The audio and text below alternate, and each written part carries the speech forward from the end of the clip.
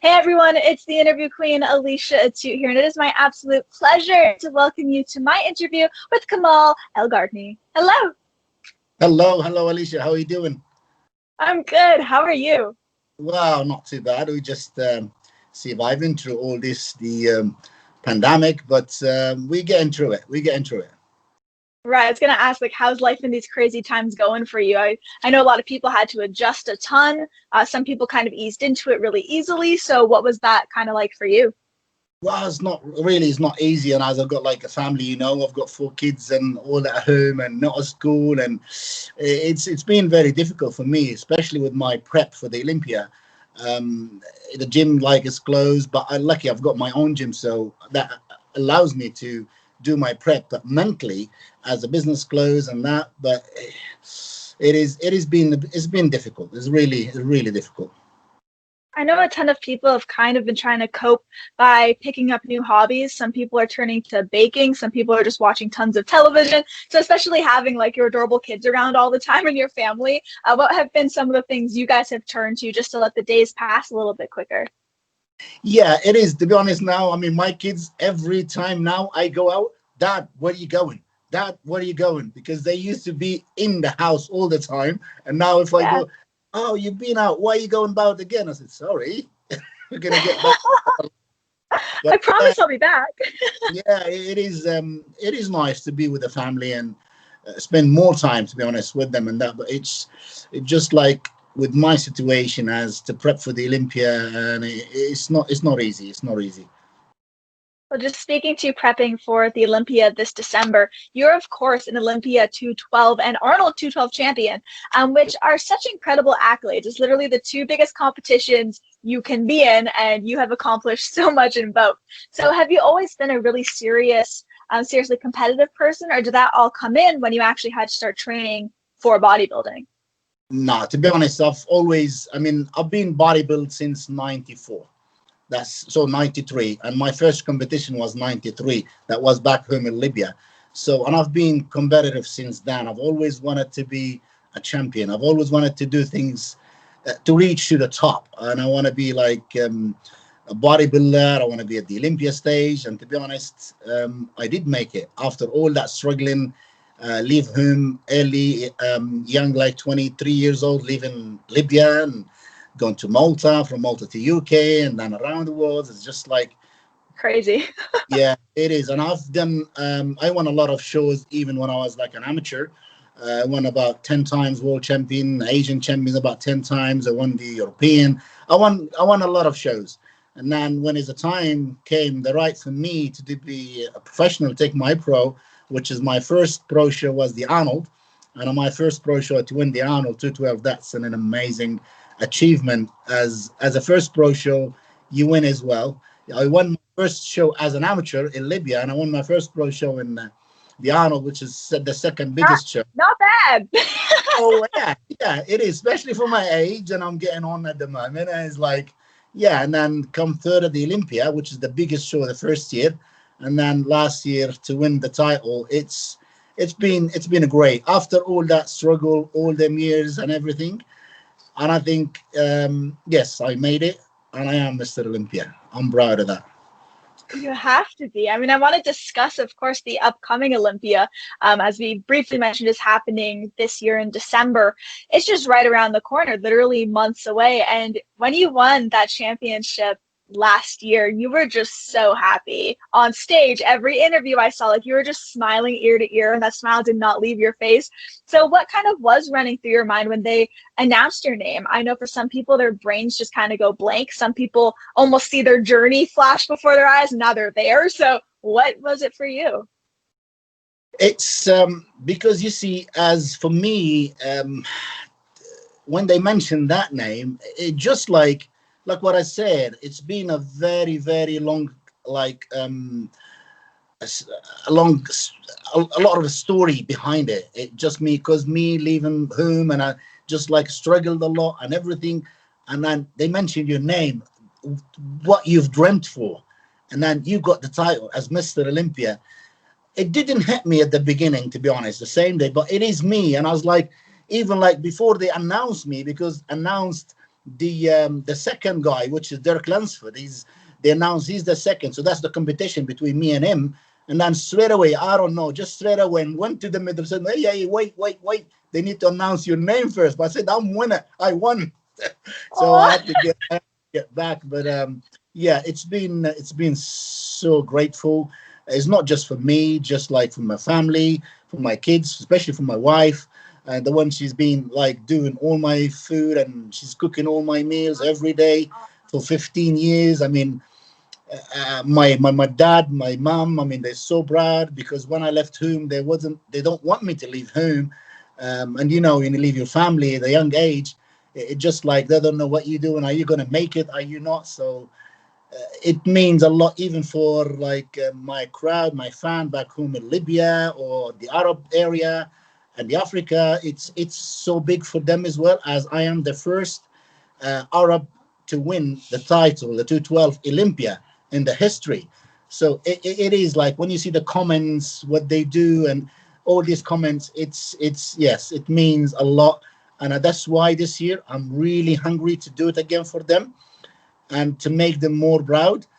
I know it's been very difficult and hard, but I am doing it, and I'm just getting there. And it is the title. It's like wow, it is.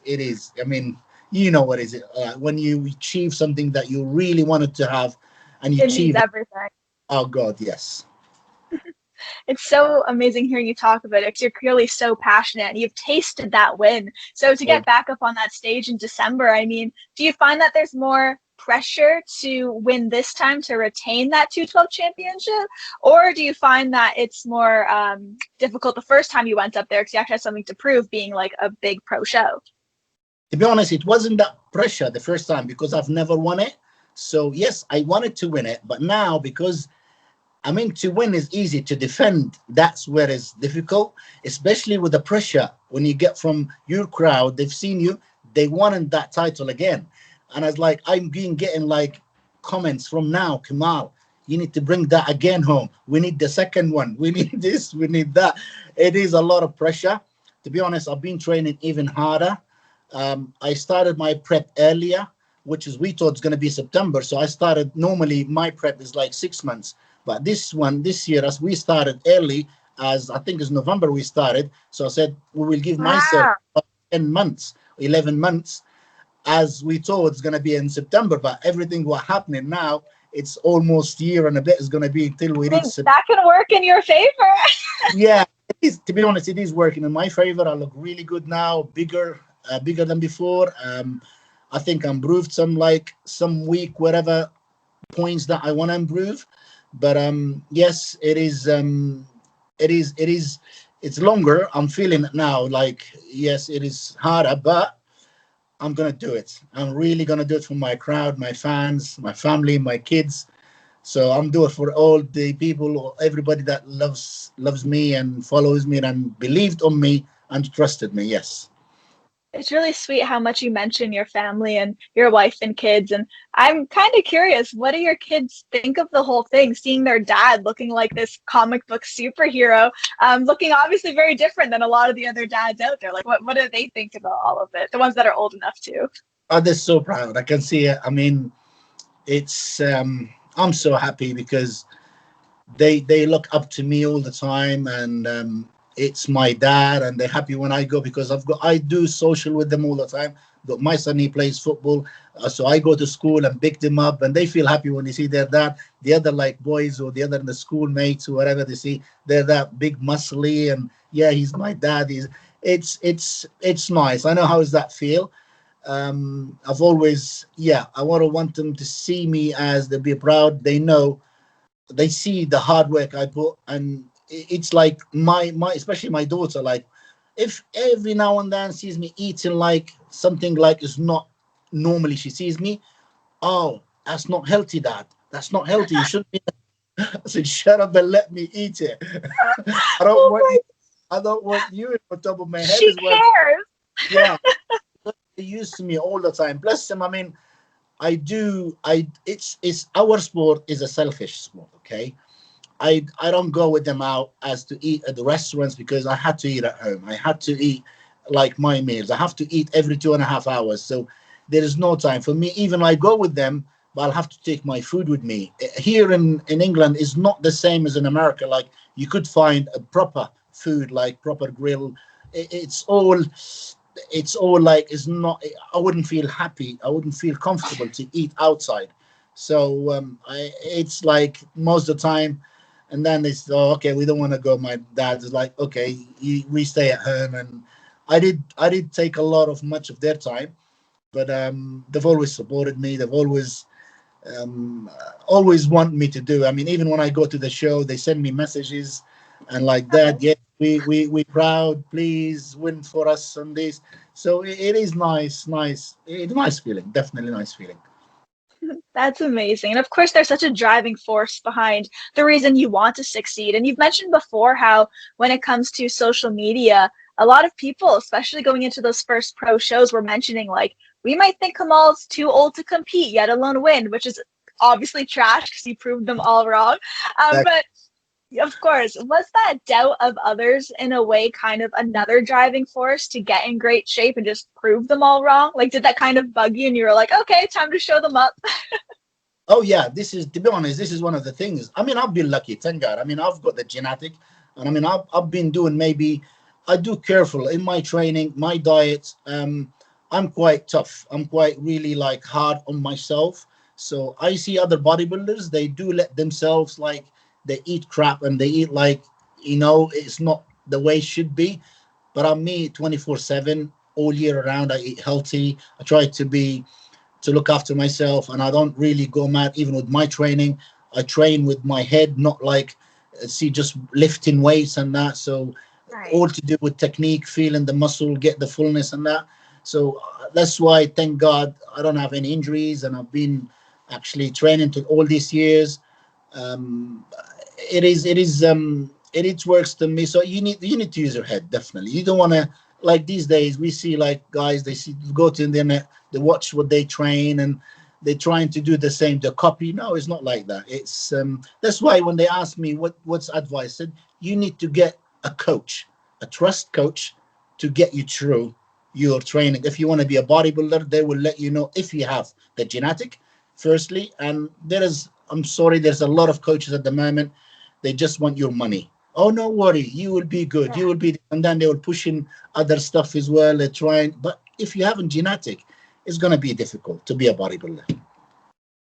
Well, one thing I wanted to know about, since we are kind of talking about other people's opinions and outlooks, was if you happen to read funny or weird things about yourself online in the comments, because of course you do have a big following. So I'd imagine you get like some kind of interesting things once in a while, whether in your DMs or just the way that people comment on your photographs.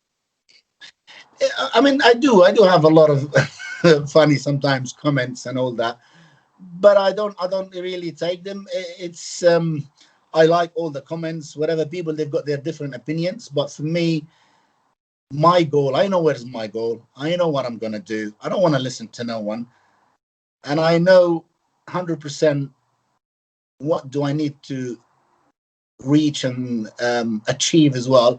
I'm just gonna go for it. I wouldn't listen to no one. I trust my coach. He's the only person I trust him, and I trust my wife because she's cooking the food. Because my coach, he sends me the diet, send it to my wife without even looking at it. She will do it, and I'll just for me train and eat, and that's it. So there is a lot of sometimes comments like, "Oh, you this or you that." I wouldn't take them. I've always like what you said. We doing this for the stage, and then Right. I always prove them wrong. I don't do it to show off in the gym. I don't do it to show off in the street, walking that funny walk. And no. We do this for the stage.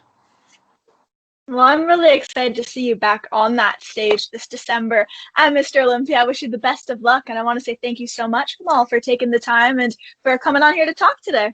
No worries, Alicia. Anytime, like what we said, we always, hopefully, we could do anything for the sport just to give these people a little bit of knowledge to make sure they do it the right way. No, absolutely, 100%. Well, I want to say thank you so much to Kamal for taking the time and coming on here. And of course, everyone, be sure to watch him compete this year at Mr. Olympia and check out aliciatout.com for all exclusive interviews and features. We'll see you all next time. Bye, everyone. Bye bye. Thank you.